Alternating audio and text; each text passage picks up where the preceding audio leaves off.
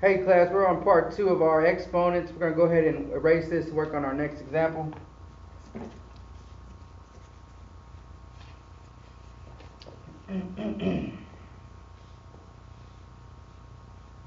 So we want to remember that we talked about multiplication being repeated addition, division being repeated subtraction, and exponents, we're focusing on exponents, and exponents are repeated multiplication. That means over and over multiplication of the same number. Okay, so our next example, we're going to have 7 to the third power, or 7 raised to the third power. Okay, and so remember, the base is 7, the exponent is 3, and the 3 tells us how many 7s there are. Okay, so how many 7s are there? Yep, there are 3 7s. So we're gonna write the 7, 7, 7, and we know exponents are repeated multiplication. So what are we gonna put here? Right, the multiplication dot. Right, we're gonna put that, the dot. Right, and that means multiplication. Remember, we're not using the x's anymore.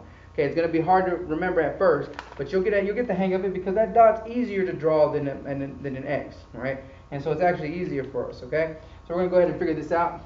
7 times 7 we know is 49 times 7, right? 49 times 7. Now we got to come over here to the side and figure out what that is. 49 times 7. 7 times 9 is 63. Carry my 6. 4 times 7, 28. 28 plus 6 is 34. And we end up with 343. That means 7 to the third power is 343. And again, repeated multiplication. We repeatedly multiplied 7. Okay, we repeatedly multiplied 7 together, right? 3 times. All right, that's our example. We got 2 more coming up. All right, here we go. I believe this will be our third example for exponents from the previous video, from part 1. So this is our third example. We're going to do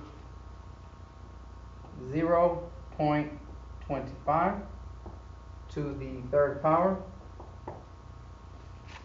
I know it's a little weird, right? So remember, the 3 tells us how many of these there are. This decimal, 0.25. So how many 0.25s are there?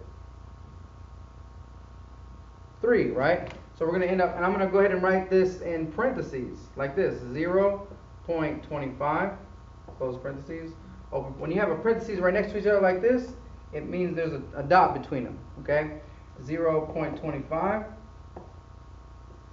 0.25. There are 3 of those. Okay, there are 3 of those.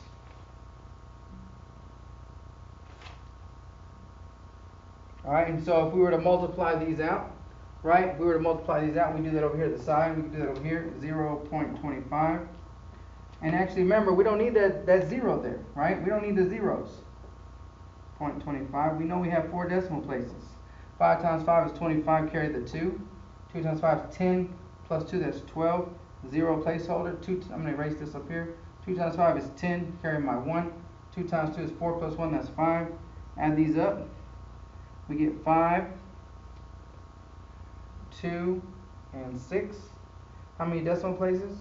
1, 2, 3, 4.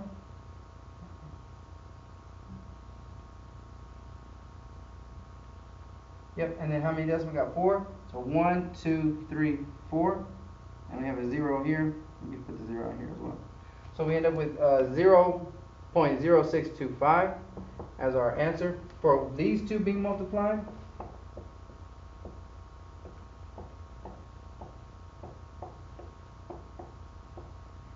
Right? So now we got to multiply these together. So we're going to do that over here as well. 0.0625. We don't need this 0 on here. Times 0.25. And we can't get rid of this 0 because it's between these, that's after the decimal. So 5 times 5 is 25, carry my 2. 2 times 5 is 10, plus 2, that's 12. Carry my 1. 6 times 5 is 30, plus 1, that's 31. 0 times 5 is 0 plus 3, that's 3. 0 placeholder. I'm going to erase these top numbers because I don't want to get confused. 2 times 5 is 10, carry my 1. 2 times 2, 4 plus 1, that's 5. 2 times 6, that's 12. And then the 0 is not going to do anything but give us a bunch of zeros down here, right?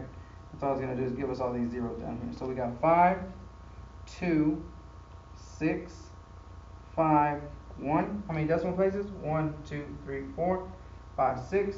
1, 2, 3, 4, 5, 6. So we end up with this number right here. And so that ends up being our answer, 0.015625. And that is equal to 0.25 to the third power. Okay?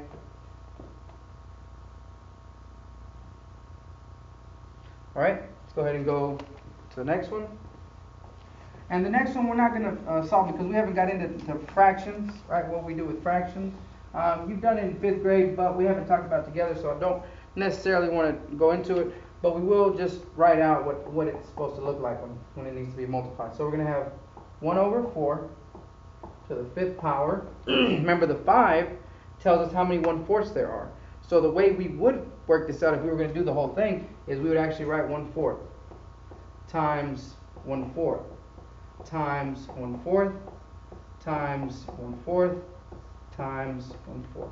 And then we would figure it out. We'd multiply all these out, and then we would get our answer. Okay, so that's the way it would be expanded. All right, thanks for watching, guys.